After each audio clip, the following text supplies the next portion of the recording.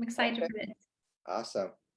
Cool. Well, thank you, Amanda, for helping me co-host today, and thank you everybody for coming.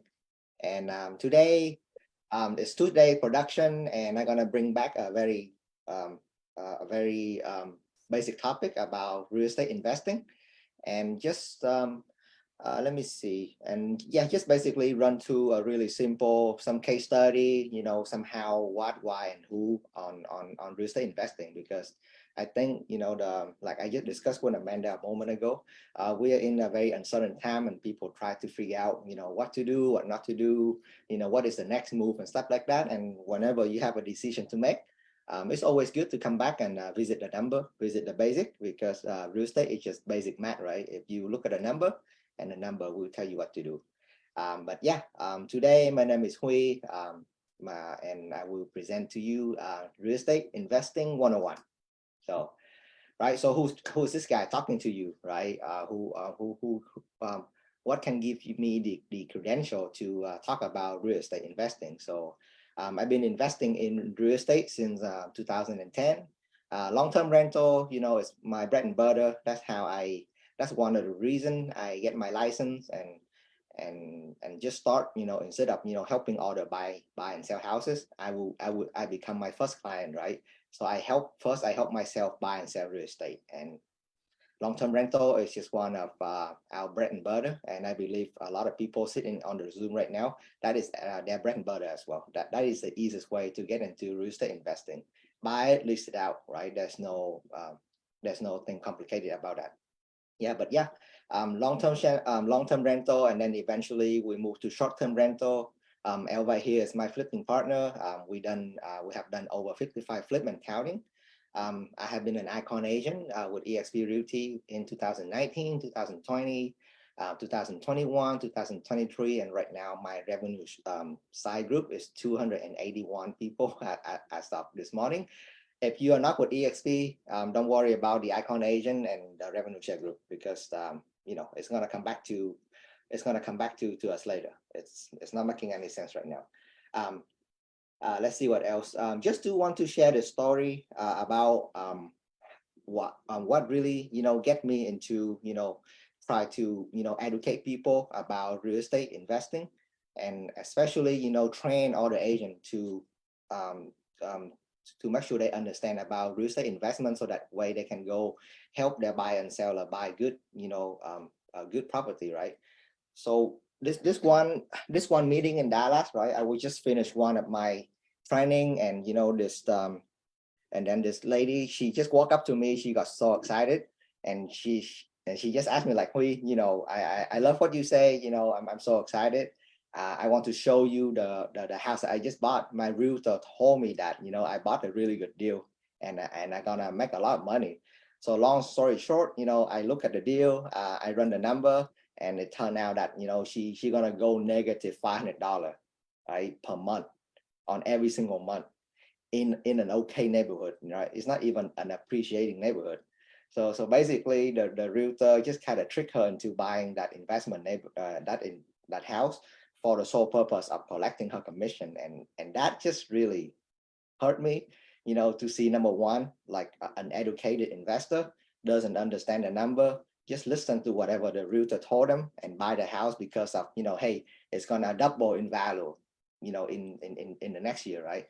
And number two, I really hate the fact that, I see there's a lot of, real estate agent out there with no knowledge in real estate investing, and just keep, telling people to buy a house that doesn't, either, number one, not appreciating, or number two, doesn't cash flow, right? So really, that's my mission for my team. My goal is to, number one, helping investor, helping buyer and seller create more equity and cash flow in every single real estate investment deal. And yeah, the second goal is to creating and partnering with more cash flow agent, right? Like I told you before, this thing, real estate investing, is not that complicated. If you learn how to do subtract, if you learn how to do multiply, if you learn how to do plus, if you can learn just basic math from a fifth grader, you can learn real estate investing. It's that simple, right? The picture on the right is Robert Kiyosaki, the Rich Dad Poor Dad. and I have a chance to celebrate, his 20 year of anniversary with the book a couple years ago. So that was a really cool moment to have. So moving on. So out loud today topic is going to be really short, and then we're going to save it, for mastermind, for question and answer. I'm super excited that we have a lot of super rock star here, that also investing heavily in real estate that we can all learn from at the end of the presentation. But going back to the basic, right? So number one, what is real estate investing? Like, how do you define investing? And number two, why do we invest it? Why do we select real estate as a vehicle to invest, right? There's so many investment out there. There's stock, there's gold, there's silver, there's business, so why selected real estate, right? So that's the why. And then, we come to the how, right? How to get started. If I just come out of college, I'm fresh, I have no knowledge about real estate, what is the first thing that I can do right now, to start, take the baby step to, enter the journey that will eventually steer your life into a different direction. And then investing is a team sport, right? The how is going to be good if you learn how to do things, but the more important question is the who. Who can help me get started, right? Who can help me write a contract? Who can help me, do the tie, for example? So it's not a one real estate is a team sport. There's no way that you can do everything on your own. And we're gonna talk about, your team, the people that you need to be surrounded when you do when in real estate as well. And number four, some case studies, some mistake that I personally make, and then something that I can share, and hopefully you can avoid making the same mistake that I did, right? And then we conclude, and then we do Q&A. So that's gonna be for the next 30 minutes. Yeah. So what is real estate investing, right? I literally looked up the word investing yesterday on Wikipedia, or I think it's Webster, and it's gonna read investing. So it's an act. There's so many definitions of investing, and I'm gonna pick my favorite two. Investing is an act of acquiring an asset or an item with the goal of generating income or appreciation. Or you will commit either money, time, effort in order to earn a financial return, right? So that is investing. And I believe that, before you become a real estate investor, you need to first become an investor first, right? Because real estate is just one vehicle. If you think about, on the broader picture, there's all kind of way to invest to invest, right? So you invest in yourself, you invest in people, you invest in business, and then real estate is just a really small subset, of the whole ecosystem. So today we're going to talk about real estate investing, and especially residential investing, right? Because I'm not an expert on commercial. Today, most of the presentation that we're going to run to is going to be about residential investment. So what is real estate investing? Basically, real estate investing is doing the above, an act of acquiring an asset or item, with the goal of generating income or appreciation. But we're going to use real estate as the investment vehicle for us to get to our goal. Instead of stock, instead of gold, instead of business, we're going to use real estate as a vehicle, right? So the question, so a lot of question is being asked in the industry, right? For example, is trading stock considered investing? Is how flipping considered investing? Is saving considered investing? Is even house hacking considered an investing, right? And in my opinion, there is going to be no right or wrong answer when it comes to define, investment, right? We commit money or time and effort in order to earn a financial return. So in that sense, house flipping, trading stock, saving, house hacking is considered an investment on that sense. But if you think about it, and especially how the IRS define investing, if you do house flip, if you trade stock, you will pay the highest amount of capital gain tax, right? So in that sense, that is not investing. So is it investing? Is it not? I'm gonna leave it up to you. But I would say that try to define your word of investing, because this word is gonna kind of define the rest of your career, right? The rest of your investment career. So for us, for me, for example, whenever I call something investing, I will commit either money, time, or effort in order to earn equity, growth, and cash flow, right? So those are the two most important component when investing. There's two ways you can make money when investing in real estate. Number one is equity, and number two is cash flow. So in a deal that we're gonna buy, it needs to have those two components. Otherwise, if there's something that we gonna keep repeating on and on, for example, brokering the deal for buyer and seller, which is great. Don't get me wrong, commission is great, but that's not investing, right? Me and my wife personally do the flip, flip after flip after flip. Although we make good amount of money, that is not investing in my opinion. So kind of think about this and then define your own word of investing, right? So think about this, the poor work for money. I didn't say this guy, right? This is coming from Robert Kiyosaki. The poor work for money, the rich work for equity and cash flow, right? So if you want to kind of get to the next level, if you will, pay attention to equity and cash flow, because these are the two things, the two components that will get you, to your next level of financial wealth. If you keep working for the money, if you and me, we keep chasing after the commission, after the dollar amount, it's number one, we get taxed at the highest amount. And number two, there's only 24 hours a day. And if we cannot figure out how to make money when you sleep, that's not investing. And then we're going to end up trading time for money, and we're going to treat it like a job. So yeah, think about this: the poor work for money and the rich work for equity and cash flow. Anything you do, any investment decision, any business, look at the money, but more importantly, look at the equity and look at the cash flow, right? So why real estate, right? There's so many ways for you to invest your time and money. So why select real estate as a vehicle? Number one, they have the ability to generate passive income, or the other word I like to use is residual income through leasing, right? If you buy a piece of stock, unless you know how to do call, the only way that you can make money in stock is wait for the stock to go up and then sell it, and then wait for it to go down and then buy again, and wait for it to go up and buy again, right? So there's no way for you. It's kind of difficult for you to lease out a stock, right? There's a way, but it's going to be difficult. And then let's say you buy a piece of gold, right? Gold, all those, I love gold. It's a perfect vehicle to hedge against inflation. You cannot like lease out your gold to other people. So I cannot say, hey, Amanda or Elva, can I lease out your, I have a pile of gold here. Can I lease it out for you, and then generating return from it? So it's not possible with gold, right? Difficult with stock.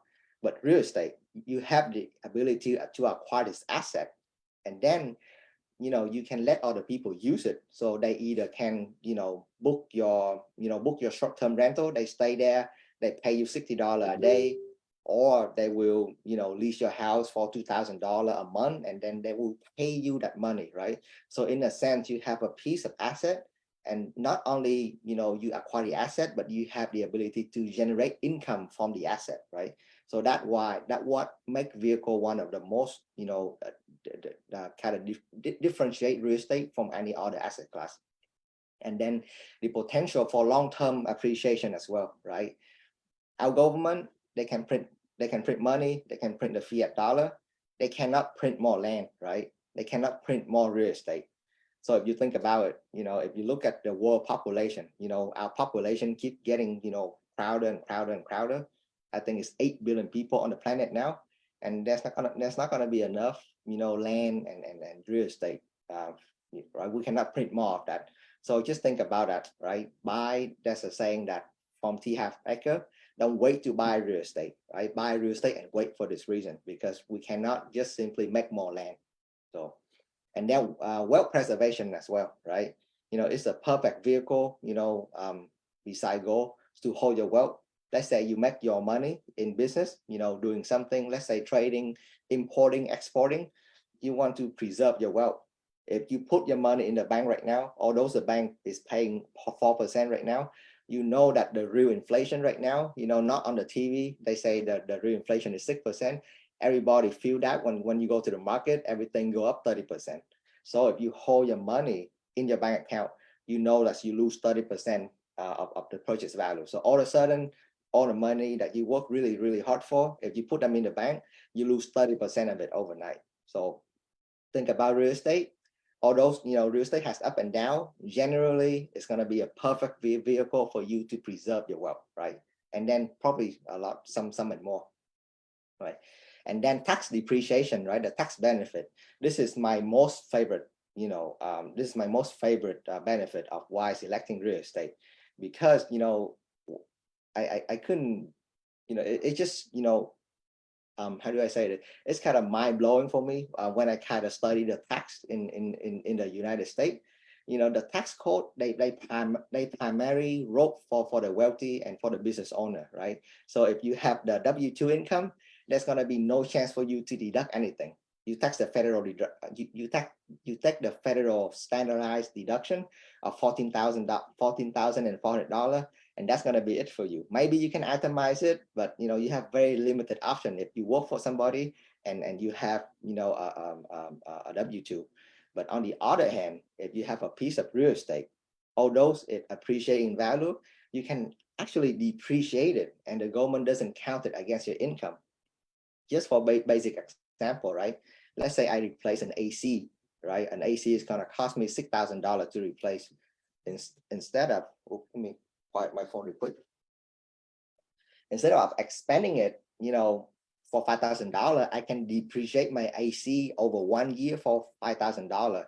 So on my, I'm simplifying everything right now. So on my income, I'm gonna have a $5,000 of depreciation loss. So when that transfer to my income, I will end up pay. Let's say I make a $100,000 in income last year, and my tax and my $100,000 in income last year, and I have a $5,000 loss on my rental. I only have to pay income tax based on $95,000. So that is the beauty of tax depreciation, and this is one of the most beautiful thing about real estate. You can actually, if done correctly, you can legally not have to pay tax on your rental, right? If you set up correctly. There's other benefit of owning real estate. I don't have time to cover that in the short Zoom presentation, but a lot of people, they used to trade up the asset for free. For tax free, the 1031 exchange.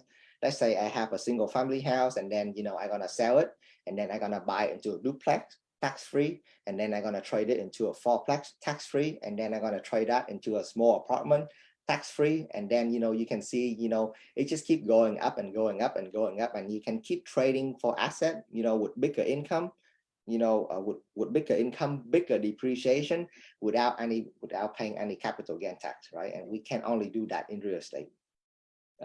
You can force the equity, instead of waiting, buying for something and hoping for it to go up.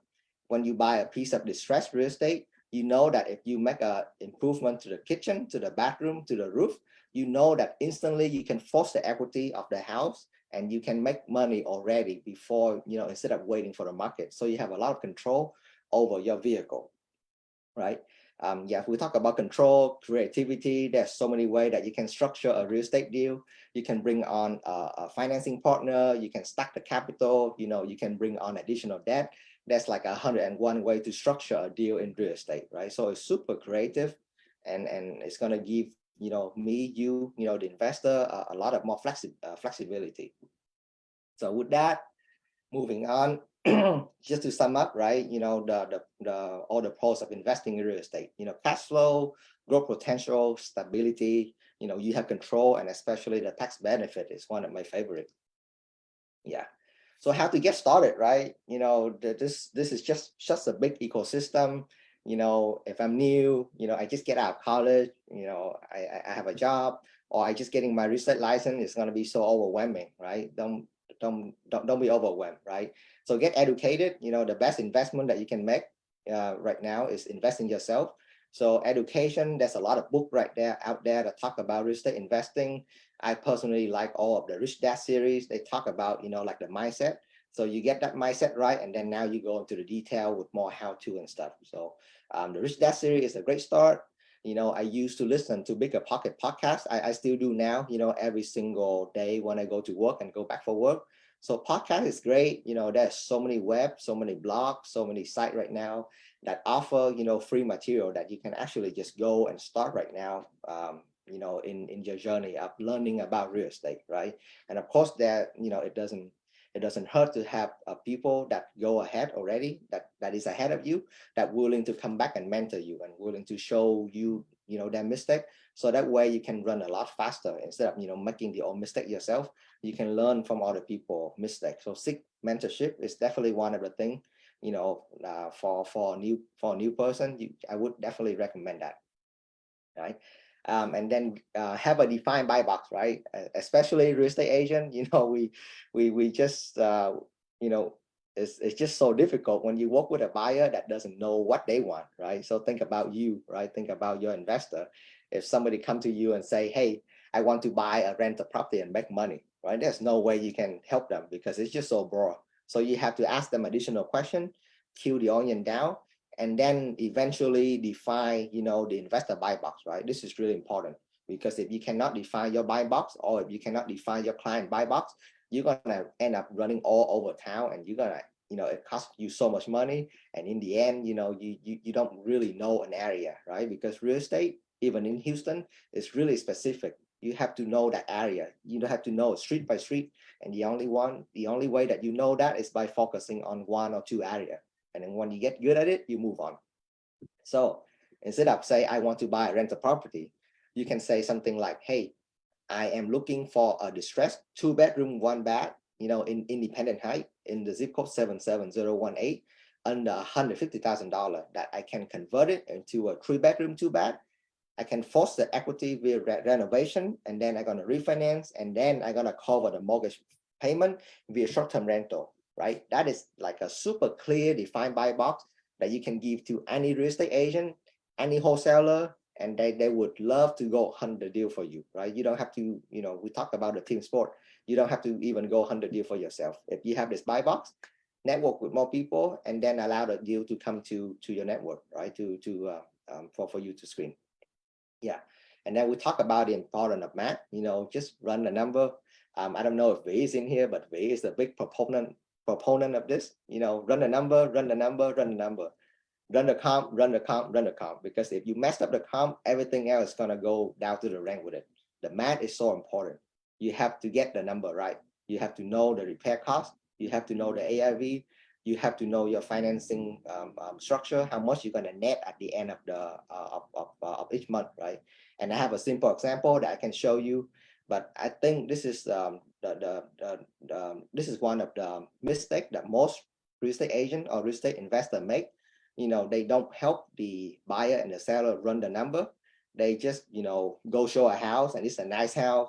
They're gonna say whatever they want to say, in order to get the buyer to, to buy the house, right? It's just a big no-no. Real estate is not marketing. Real estate is not, it's not about a house. Real estate underneath is mathematics, and it's not calculus. It is fifth grade, simple minus, subtract, and multiplying. Anybody can do it. So make sure you absolutely understand the number. And we're gonna go over some example, right? And then financing, right? The cool thing about with real estate is that you can borrow money, to buy real estate, right? So this is true or false, right? It takes money to make money in real estate. It's a true or false. Again, there's no right and wrong answer, but for me, I personally I personally think that this is the wrong statement. It takes it takes courage, and it takes a deal to make money in real estate, right? You need to have a deal. If you have a deal, the money is gonna come by you. You not have to worry about that, right? And the cool thing about real estate is that you can use other people money, and in return, you help them, and then you help yourself as well. So how do you finance the deal, right? We can go over some example, but you can either buy them with cash. You can go with traditional loan, 30 years loan. You can go private money. If you look around, there's a lot of people with money. They just don't know where to move that money, right? So you go there, you provide a deal, and then you structure a deal that's going to be a win-win for you and your partner. So traditional loan, private loan, hard money. I'm actually kind of open up to hard money right now. Website like KeyIV, they just make borrowing money super easy. So hard money, go to KeyIV. That's one of my favorite site right now. Is they make it super easy to work with.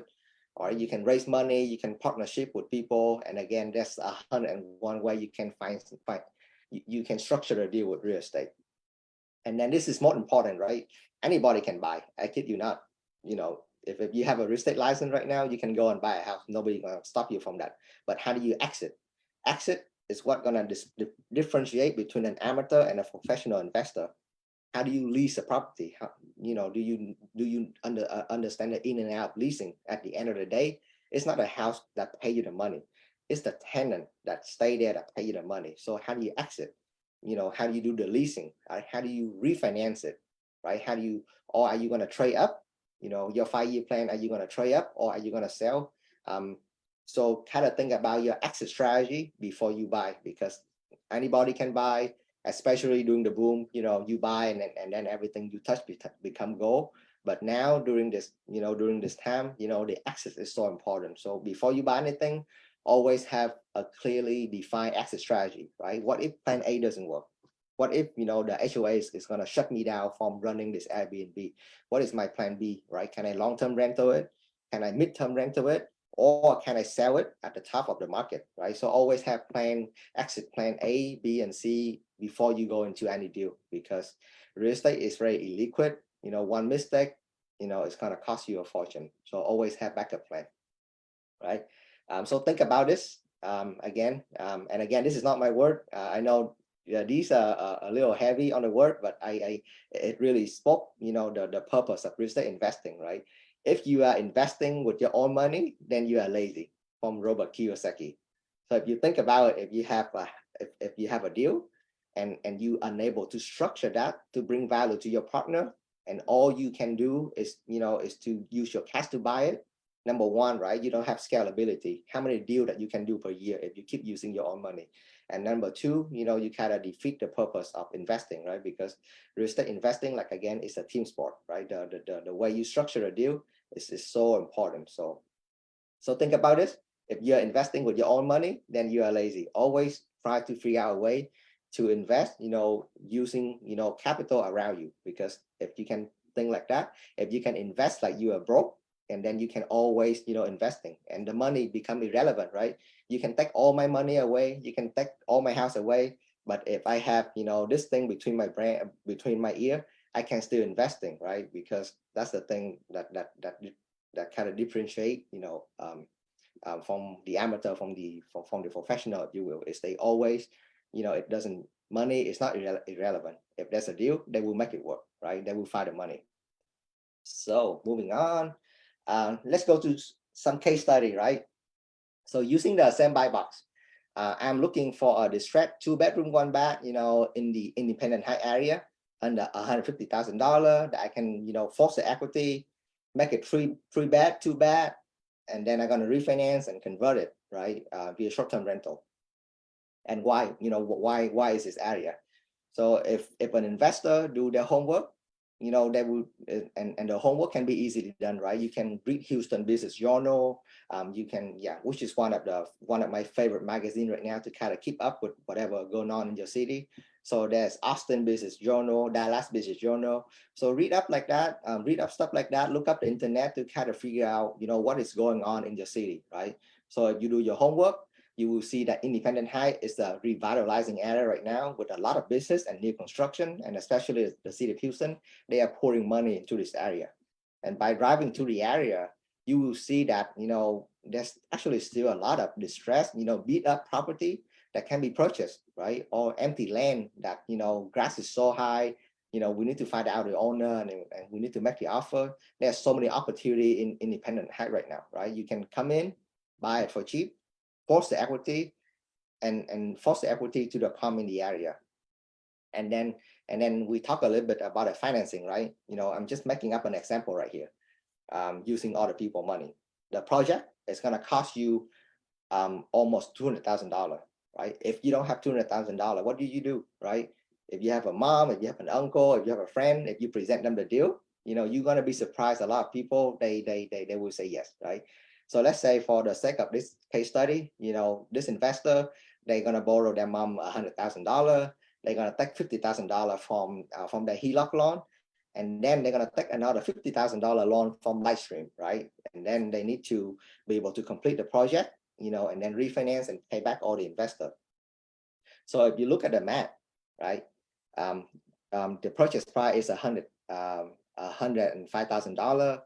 Remodeling and furniture cost for a short-term rental, we have furniture, it's going to be $90,000. For the all-in money, it's going to be $195,000. right? And then we talk about running a number, right? And the way that you're going to run comp for short-term rental is using site like AirDNA. So if you have access to AirDNA, some other comp to run, some other site to run comp for short-term rental, you will see that similar property like yours, they will gross about 4,500 a month. So that's $54,000 a month in leasing, right? In gross monthly income, right? Compared to 1,800 bucks for long term. So definitely when selecting your exit strategy, hey, if I lease this out long term, 1,800 bucks. If I leave this out short term, 4,500 bucks. Of course, you're gonna go short term and go 4,500 bucks, right? Insurance, 2,000. It's not in a flood zone. Property tax is $4,000. Cleaning fee, this is one of the biggest expense for short-term rental. Cleaning fee about $1,000 a month. Internet, power, water. There's no pool. There's going to be some repair for sure. And then with everything said and done, right, you're going to net about $30,000, which is going to give you 15% cash on cash return, right? If your total if your total investment is $155,000, $195,000. Yep, 15% return, almost $16,000. And the ARV, everybody here is a real estate agent.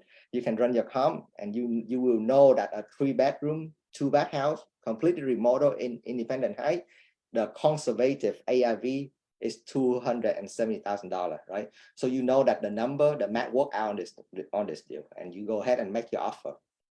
I would say, be careful on the ARV because, you want it to be conservative, because if you overestimate this number, and then when you come to refinance it, you might not get what you want. So you always estimate the ARV on the low end, right? And then the remodeling, this is just some story, right? This is actually one of my personal project. We run into so many problems with City of Houston. We have a wrong contractor. The project take way longer than expect to finish, right? And then one of the things to look out for, we kind of get in too early, and then there's not enough comp, to support the ARV of the house, right? We know that the house is worth $275,000, but there's not enough comp to support it. So in a sense, we have to wait until there's more comp come up to the market, in order for us to refinance the house, right? And then we can talk about the exit a little bit, but yeah. So let's say in a so let's say if I were to refinance this house out right now, right, and the house is gonna appraise at $275,000. There's study, the bank is gonna go appraise the house and say like, hey, the house fixed up nice, this is how much the house worth. And you have 30% of equity in it, right? So you can keep 30% inside the equity. We require you to keep 30% of your equity inside the house. And this is how much money that you are, we as the bank allow you to take out, right? So I can take out $192,000. So if you run your math again, everything else stay the same, except that you're gonna have this, annual mortgage right now of $15,000. And then your cash flow is gonna be cut in half. If you look at my cash flow over here, $15,000 if I don't have a mortgage. Over here, if you have a mortgage, your cash flow is going to cut in half. But guess what? The bank is going to give me back almost all of my money. Remember, I put only $195,000 into the deal, but the bank is giving me back, 192. So in a sense, again, right, I simplify this number for the sake of the case study, but the money invested in the deal is 2,500. So let's say, I'm gonna let the house foreclose, other than my credit, the only thing that I'm gonna lose if I let the house go to foreclosure is $2,500 for an investment of $2,500. If you can, and for an investment of $2,500, your return is $15,000 a year. That's a whooping 600% in return, right? So if you do the math, you will see that this is definitely a deal. So even if you have to overbid the price a little bit, you can still pay, $10,000, $20,000, even more than asking price, and the number is still work, right? But yeah, that's case study number one. You do the number whenever you feel like you need to overbid or not, right? Instead of go with your emotion, do the number, and then the number will tell you what to do. Hey, should I, put an offer lower than asking price? This is how much this is how much the property worth, with this kind of math. Or if there's competition, how much I can go up, right? And then you run the number, and then you either advise yourself like, hey, this is what the income that I'm willing to tolerate, or this is the price that I'm gonna stick at, right? And then from the number, you make your decision, right? Not from emotion. I think a lot of real estate agent, they kind of steer the buyer toward emotionally making the decision, which is good in residential. Don't get me wrong, right? You fall in love with the house. Here's where you put the TV. Here's where the kid play. But when it comes to investment, residential investment, none of that matter, right? How much money you put in, how much money you put out. That's it. Never fall in love with the deal, right? I know the case study one is kind of complicated. We use repair, we use BRRRR. It's complicated, right? I'm gonna give you a much easier example to end the Zoom with, right? It's case study number 2, right? So this is one of my investor buy box. Hey, I am looking for a 1 or 2 bedroom condo under $150,000. I can just buy with cash. I don't want to do any repair. I want it too close to my house, so it need to be inside 610 near the Galleria. It's that simple. No problem. Let's go find it, right? And then he done his homework, and I helped him with his homework, right? So if we done our homework, we read the Houston Business Journal, we do some number, you're gonna see that most people does not look at condo for investment because of the high HOA fee, right? They have this tremendous $500, $600 HOA fee per month. That's gonna kill all your cash flow. But if you look hard enough, a well-maintained HOA with a reasonable fee, sometimes they cover everything, right? They cover water, internet, cable, electricity, gas for $400. Hey, that's a deal, right? So you look for those HOA with reasonable fee that cover everything. That will significantly reduce your expense, and it's actually provide value to the tenant, and in the prime location, a lot of tenant is gonna be willing to give you higher rent, in order for, getting all that benefit, right? Because the old bill is paid for, they don't need to do anything. So on this particular condo, I was so surprised that, when I checked the comp, normally I think that, a 1 bedroom house, can lease for like $1,900 max in the Galleria. But in a certain area, in a certain condo, they lease stuff for a whooping like, $1,500 for a 1 bedroom, right? And if you do the math, $1,500 for a month, it's gonna be $18,000 or more than $18,000 a year, right? For a condo, you don't have to pay insurance. It's covered under the HOA. Flood insurance, there's no flood insurance. Tax is so cheap. HOA, it's $409 a month. It covers everything. For $5,000. There's no cleaning fee. There's no washing fee. There's no internet. There's no power. There's no pool. On those, there's a pool, right? You get to use it. There's nothing, right, on the expense, and you get a whooping $1,500 per month. You put $100,000 down, your cash flow is $11,000 a year. That's a 9% return on a condo, right? And if you even factor in, the appreciation rate of Houston, this is a 13%, return on investment, right? A lot of the time we try to go complicated, we try to do BRRRR, we try to do, capital stack, we try to do this and that, but sometimes the good investment is right in front of your nose, and you don't even, we don't even pay attention, right? So yeah, so these are 2 basic case example. You can go really creative on the real estate investment, or you can go really simple, right? $100,000. Hey, one of my investor, he just used his hard-earned saving to buy it, right? There's no financing, there's no borrowing money. He worked, he saved $100,000 a year, and we help him buy 1 condo, and he do that year over year over year, and we keep it super simple. Yep. Yeah, so that's one of my pitfall for today, right? Don't complicate the deal where it's not necessary.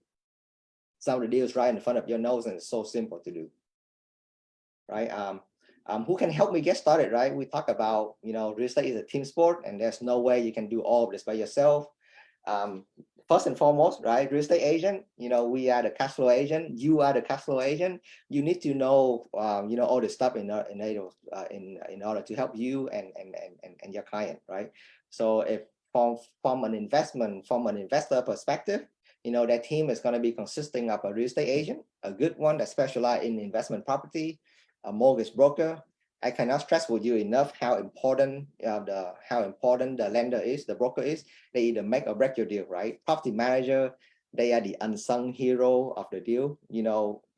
It's gonna come down to leasing the property. So if you don't know how to lease, get a good property manager, because if you put in the wrong tenant, everything else go down the drain, right? And then the network of trusted advisor, right? People that your peer group, people that investing with you, you need to be able to tap to them, bounce some idea, and then we grow together, right? Same thing with real estate investment group. Had a company, wholesaler, real estate lawyer, insurance agent. So important right now. The rate is going crazy. Get yourself a good insurance agent, and they will get you a good rate, on some of your biggest expense in your house, right? And then eviction company, right? We don't think about it until it happened, and then we need to evict some people. So there's eviction company out there. Make friends with them, learn about what they do, and then kind of build your team. So that way you can go ahead and tackle any deal, right? And then the benefit of partnering with us or becoming a cash flow agent, right? Like all the stuff that I can show you here, you can either do it yourself, or you get somebody to help, right?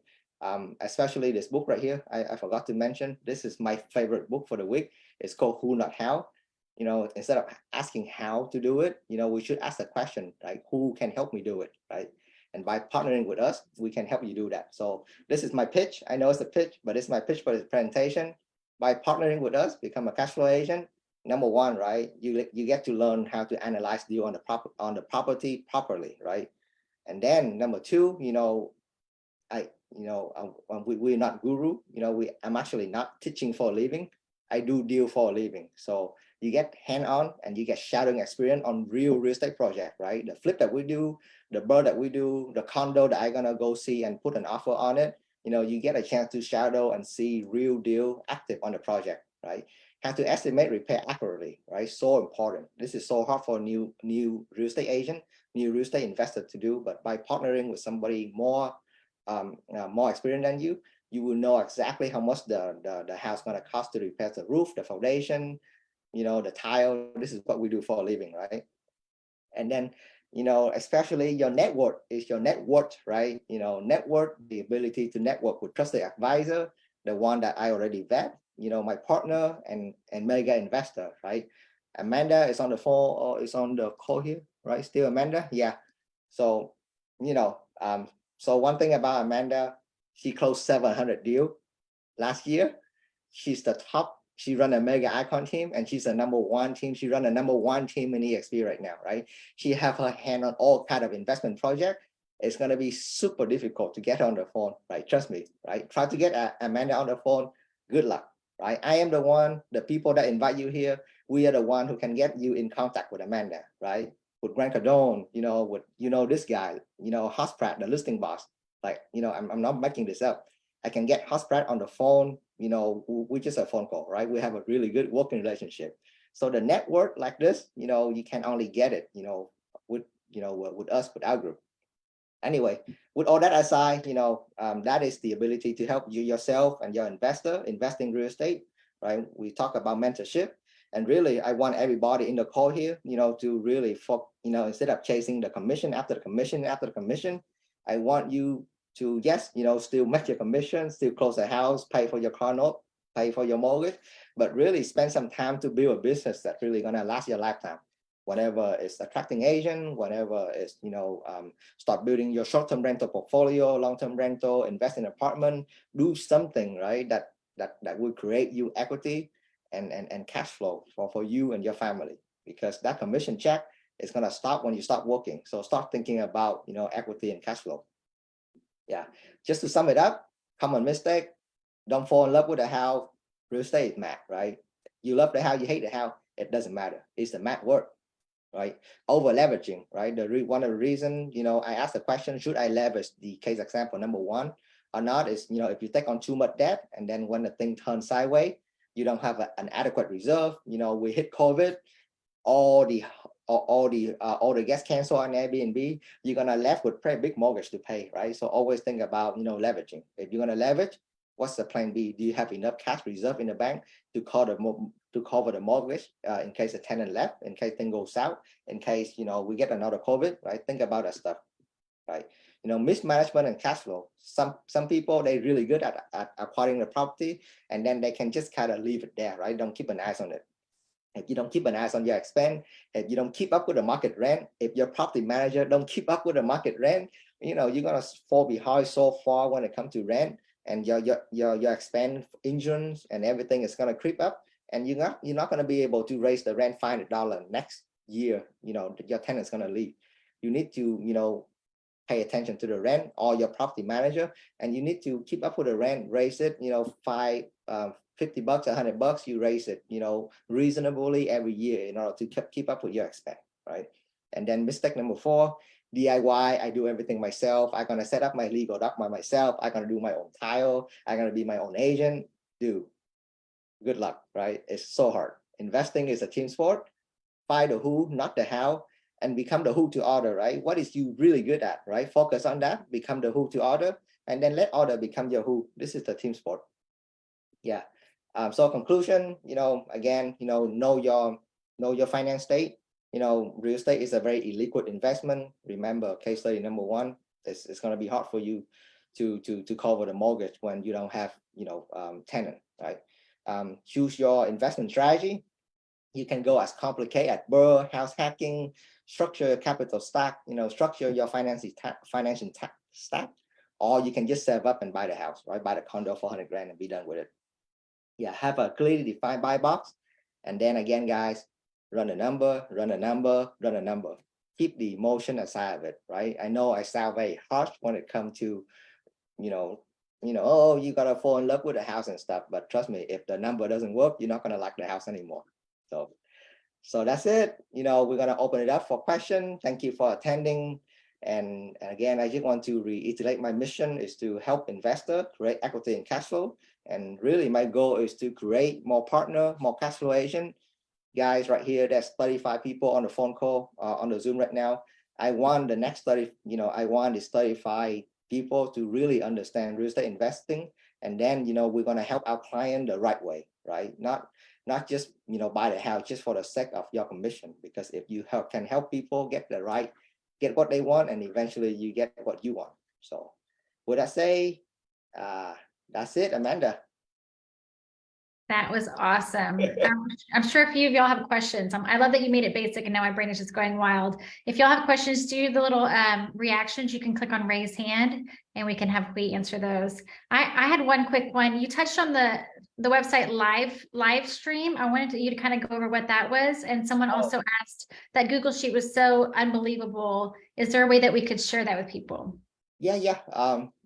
So it's called Lightstream. Let me see, I can type it right here. It's just a loan, a company that does loan.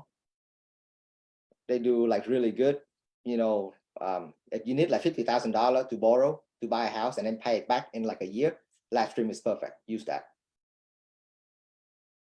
Yep. And then the next question, yeah, if you can just scan my QR code. It's gonna send you a link to my Calendly appointment. We can speak for 15 minutes, or if you just want to type like, hey, can I have a copy of my of the Excel sheet that we use to analyze deal, you know, I can totally send that to you. Perfect. Yeah. Anyone have questions? Yeah, the something about a spreadsheet. I know there's a lot of complicated spreadsheet, a lot of the spreadsheet that people make on BiggerPocket. You can go as complicated, you know, as you want, but it's gonna take you like, you know, an hour to punch the number in. Or you can go really simple, right? The spreadsheet right here, I can go see a house. I can pull a spreadsheet on my phone. I'm gonna input some number, and within like 10 minutes, I know exactly how much money I'm gonna make. So when it comes to number, like I told you, you can go really complicated. You can go, you know, calculate the internal rate of return, the IRR, you know, the return on equity. You can do all the stuff, or you just need, you know, to look at the cash on cash return. And then, you know, you crank the number out in about 10 minutes, and then you make the decision right there. Someone said, do you go, what do you think about entities to protect your investment properties? Do you recommend them getting an S Corp or an LLC, or do you put it in your name? Yeah, well, that is going to be like a whole nother class, maybe like an entire day class. So I would say go talk with your lawyer and your CPA. You know, these are going to be your core if you want to scale. this is gonna be your core team people, right? But to answer your question shortly, yes, but everybody is different. So talk to your lawyer, your CPA. They will set up the right structure for you. Yeah, for number one, investment for protection purpose, and number two, for tax purposes, right? Because if you put in the wrong vehicle, and then you get taxed the highest amount. That's a big deal. Yep. Any other questions while we have Hui here? This is amazing. I think that's it, Amanda. So, thank you everybody for your time, and I see you around. Thank you. We do this every Tuesday. So join us next Tuesday at 10 a.m. Central. Same link. We want to bring value to our agents. Hui is really honing in on this whole agents helping agents passion, and I really love that. So thank you, Hui, for doing this, and we'll see you next week. Yeah, I think next week, then we're gonna have like a new agent 102, and I'm actually super excited to hear V. She's gonna talk about how she able to get her license in a couple months and then basically become a rock star. So I cannot wait to hear from V. That's awesome. Perfect. Y'all have a great week. We'll see you soon. Yep. See ya. Bye.